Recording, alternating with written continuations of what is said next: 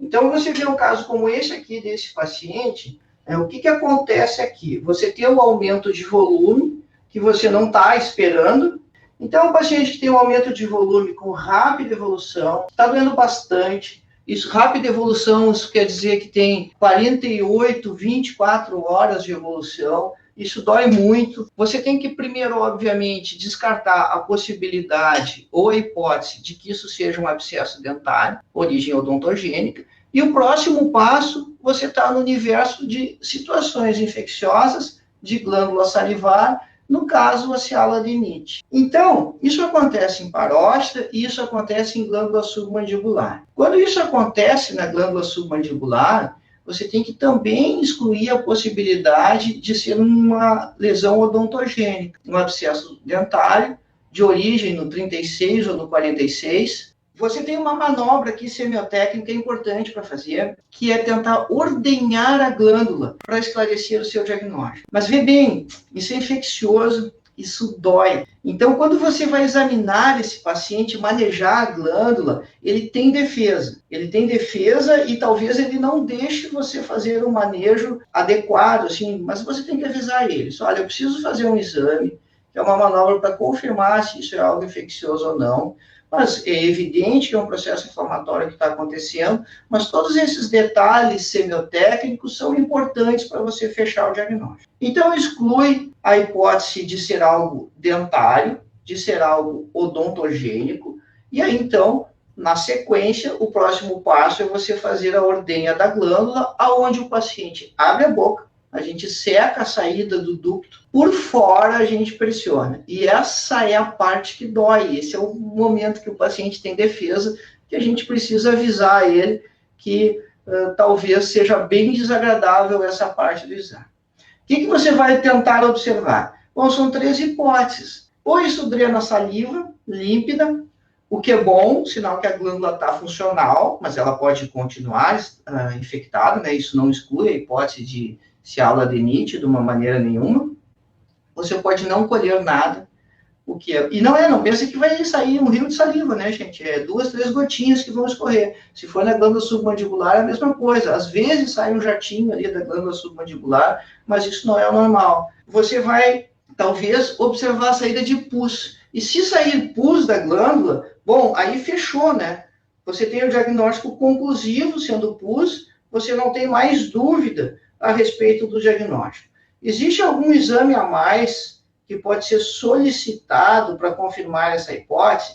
Pessoal, o diagnóstico disso, ele é eminentemente clínico, mas se você quiser solicitar exames complementares para confirmar esse diagnóstico, ou para talvez definir a etiopatogenia, ou qual antibiótico usar, você pode lançar mão de 2 recursos terapêuticos. De diagnóstico, desculpa. Um deles é você solicitar uma ecografia para ver como está a estrutura da glândula, mas vê bem, isso é um caso agudo, você vai ter que tratar esse paciente antes desse processo evoluir mais, isso dói bastante. E o outro exame é para você definir melhor o antibiótico, que consiste em você fazer cultura e antibiograma, solicitar, né? Para fazer cultura e antibiograma tem que estar drenando o pus, lá na saída do ducto. Se não tiver drenagem de pus nessa manobra semiotécnica, não tem sentido fazer isso. Então, você vai ter basicamente aqui 2 condutas. Você ou já trata empiricamente com antibiótico, ou então você vai solicitar que o paciente vá ao laboratório de análises clínicas, faça a colheita do material, e você tem que, então, pega o receituário, faz uma solicitação bem explicadinha ali, bem específica, solicito cultura e antibiograma de secreção purulenta drenando da saída da glândula parótida do lado esquerdo. Senão, cara, ele chega lá no laboratório, eles não sabem como conduzir direito, porque o laboratório faz do corpo inteiro. Então, a gente tem que ser bem detalhado quando faz essa solicitação.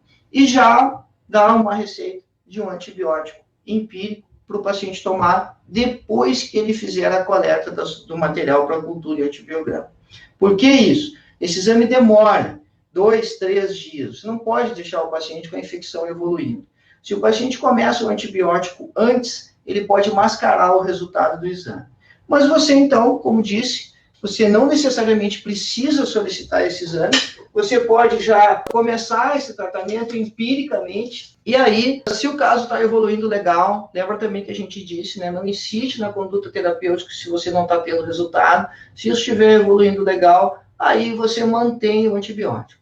Mas um detalhe, gente, isso não pode ficar mal curado, porque se fica mal curado, a glândula pode começar a ter áreas de fibrose dentro dela e fica mais suscetível a infecções recorrentes. Porque você não pode curar mal essas infecções, porque senão a glândula começa a fibrosar, não vai formar ácidos de novo lá dentro, e aí ela fica sujeita a infecções recorrentes. E aí você evolui para uma outra patologia, que são as cialodenites supuradas crônicas recidivantes. Então, trata bem o caso agudo por pelo menos 14 dias, né? Antibiótico terapia nesses casos, e não antibiótico profilático. E aquele ponto amarelo ali na região jugal é a área de drenagem lá no ducto de externo. Então, quando você consegue essa visualização ali, que você consegue ver a supuração saindo aqui, aí você consegue ter certeza que realmente é um processo infeccioso, né? Como eu disse, isso aí dói muito, é muito doloroso, não é necessariamente